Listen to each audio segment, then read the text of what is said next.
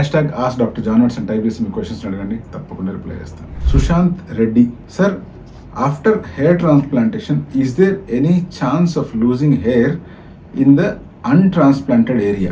Hair transplantation మీకు జరిగిన తర్వాత ట్రాన్స్ప్లాంట్ చేయని ఏరియా అంటే donor area and recipient area కాకుండా ఈ మధ్యలో మిగిలిన ఏరియా ఏదైతే ఉంటుందో ఆ ఏరియాలో హెయిర్ లాస్ అయ్యే అవకాశాలు ఉన్నాయా అని అడిగితే దీనికి ఆన్సర్ ఎస్, అయ్యే అవకాశాలు డెఫినెట్గా ఉన్నాయి. కానీ ఓన్లీ మీ ఫ్యామిలీలో కూడా ఆ ఏరియా బాల్డ్ అయిపోయి ఉంది అనుకోండి, అంటే మీ మేనమామకి అలా బాల్డ్నెస్ ఉన్నా లేదా మీ నాన్నగారికి కానీ మీ ఫ్యామిలీలో ఇంకెవరికైనా బాల్డ్నెస్ వచ్చినప్పుడు ఆ ఏరియా కూడా బాల్డ్ అయి ఉంటే అటువంటి సిచ్యువేషన్లో మీకు కూడా బాల్డ్నెస్ అయ్యే అవకాశాలు ఉంటాయి. చాలా మంది ఒక అపోహలో ఉంటారు, అంటే హెయిర్ ట్రాన్స్ప్లాంటేషన్ సపోజ్ వాళ్ళకి ఫ్రంట్ ఏరియాలో బాల్డ్నెస్ ఉంది అనుకుందాం, వాళ్ళు ఫ్రంట్ ఏరియాలో హెయిర్ ట్రాన్స్ప్లాంటేషన్ చేసుకున్నారు అంటే ఫ్యూచర్లో స్కాల్ప్ పై భాగంలో లేదా క్రౌన్ భాగంలో కూడా జుట్టు రాలదేమో అనే అపోహలో ఉంటారు. మనం ఇక్కడ క్లియర్గా అర్థం చేసుకోవాల్సిన పాయింట్ ఏంది అంటే మనం గ్రాఫ్ట్స్ అనేటువంటివి తల వెనక భాగంలోంచి తీసుకుంటున్నాము.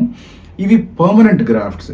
వీటిని ఎక్కడ ఇంప్లాంట్ చేస్తున్నామంటే ఎక్కడెక్కడైతే మనకు గ్యాప్స్ కానీ బాల్డ్నెస్ కానీ కనిపిస్తుందో, సో ఇవి ఇంప్లాంట్ చేసినప్పుడు ఇవి మాత్రమే ఫాల్ అవ్వకుండా ఆగుతాయి. అంటే ఒకవేళ ఫాల్ అయినా మళ్ళీ గ్రో అవుతూ రెగ్యులర్ హెయిర్లా బిహేవ్ చేస్తాయి. కానీ ఈ ఇంప్లాంట్ చేసిన ఏరియా అంటే రెసిపియంట్ ఏరియా ముందర కానీ రెసిపియంట్ ఏరియా వెనకాల కానీ లేదా రెసిపియంట్ ఏరియా లోపలనే మీ ఎగ్జిస్టింగ్ హెయిర్ లేదా అన్ట్రాన్స్ప్లాంటెడ్ హెయిర్ ఏవైతే ఆల్రెడీ ఎగ్జిస్టింగ్ ఉన్నాయో అటువంటి హెయిర్ పోయే అవకాశాలు ఎప్పటికైనా ఉంటాయి.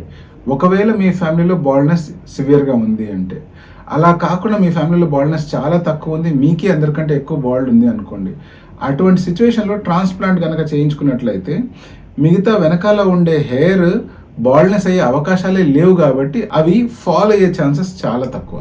మరి ఇటువంటి హెయిర్ ఫాల్ జరగకుండా ఉండాలి, ఫర్దర్గా బాల్డ్ కాకుండా ఉండాలి అంటే సింపుల్ టెక్నిక్ మీరు వాడాల్సింది ఏంటి అంటే మెడికేషన్ని ప్రాపర్గా కంటిన్యూ చేసుకోవడం అండ్ రెగ్యులర్గా మీకు హెయిర్ ట్రాన్స్ప్లాంటేషన్ చేసిన డాక్టర్తో ఆ టీమ్తో టచ్లో ఉండడం. ఒకవేళ మీకు మీ హెయిర్ ట్రాన్స్ప్లాంటేషన్ చేసిన డాక్టర్తో కానీ టీమ్తో కానీ టచ్లో ఉండడం కష్టమైపోతుంది, మీరు అవుట్ ఆఫ్ స్టేషన్ ఉండడం కానీ లేకపోతే అబ్రాడ్ ఉండడం కానీ what ever for any reasons మీరు మీ సర్జరీ జరిగిన డాక్టర్తో టచ్లో రాలేకపోతే దగ్గర ఉన్న డెర్మటాలజిస్ట్తో అయినా కూడా రెగ్యులర్గా టచ్లో ఉండి మీ హెయిర్ సిచ్యువేషన్ కనుక మీరు ఎక్స్ప్లెయిన్ చేసినట్లయితే డెఫినెట్గా మీ హెయిర్ని సేవ్ చేసుకోవచ్చు.